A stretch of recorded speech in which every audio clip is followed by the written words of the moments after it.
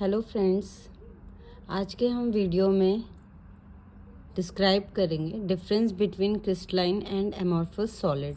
जैसे आपको पता ही है कि जो मेन सॉलिड के जो टाइप्स होते हैं, वैसे तो कई टाइप के होते हैं, मेन जो है क्रिस्टलाइन और एमॉर्फस। तो इनमें क्या डिफरेंस होता है, तो मेजर क्या डिफरेंस होता है वो आज हम इस वीडियो में आपको डिस्क्राइब करेंगे।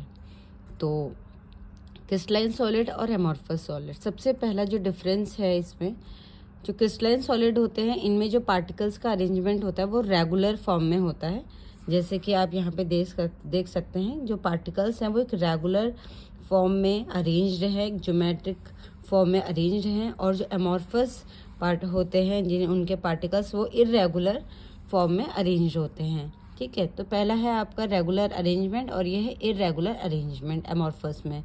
दूसरा डिफरेंस है इनका, जैसे आपको पता ही चल गया कि रेगुलर अरेंजमेंट है, जिसकी वजह से उनका जो शेप होगा ये ज्योमेट्रिक शेप होगा विद डेफिनेट एजेस, और इनमें कोई स्पेसिफिक ज्योमेट्री नहीं होगी, ज्योमेट्रिक शेप नहीं होंगे, और इनके कोई स्पेसिफिक डेफिनेट एजेस भी नहीं होंगे। ठीक है, तीसरा जो डिफरेंस है, इनका जो मेल्टिंग पॉइंट होता है बहुत शार्प होता है, और इनका कोई डेफिनेट मेल्टिंग पॉइंट नहीं होता, मतलब एक रेंज में होगा, एक डेफिनेट नहीं होगा कि फॉर एग्जांपल अगर कोई क्रिस्टलाइन सॉलिड है उसका जो मेल्टिंग पॉइंट है वो 89 डिग्री सेल्सियस है, तो इनका ऐसा कुछ होगा कि 80 से 90 या 85 से 90, मतलब एक रेंज में होगा, तो एक डेफिनेट मेल्टिंग पॉइंट नहीं होता है एमॉर्फस का।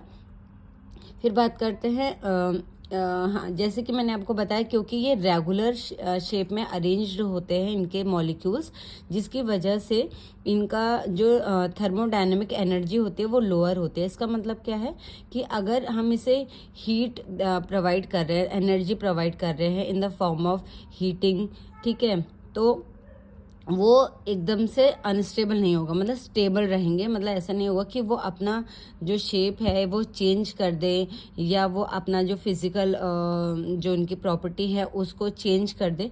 तो दे आर थर्मोडायनेमिकली हम कह सकते हैं कि दे आर स्टेबल। ठीक है, जबकि जो अमॉर्फस होते हैं ये थर्मोडायनेमिक एनर्जी जो इनकी होती है बहुत हाई होती है। इसका मतलब कि अगर थोड़ा सा भी हम इनको एनर्जी प्रोवाइड करेंगे in the form of heat, तो ये अनस्टेबल हो जाते हैं। मतलब ये मे बी अपना ये फिजिकल जो इनका प्रॉपर्टी है वो चेंज कर दे, जो आप इनका जो फिजिकल नेचर है उसको चेंज कर दे। तो जो एमॉर्फस होते हैं they are unstable, thermodynamically unstable, और जो क्रिस्टलाइन होते हैं दे आर स्टेबल। अब फिफ्थ पॉइंट जो आता है, low solubility and dissolution rate. क्योंकि इनके जो मॉलिक्यूल्स हैं इनका जो अरेंजमेंट है वो एक रेगुलर शेप में है, तो इनके बीच में जो बॉन्डिंग होगी वो ज़्यादा होगी एज कंपेयर टू अमॉर्फस, क्योंकि ये इरेगुलर शेप में इसके मॉलिक्यूल अरेंज्ड हैं।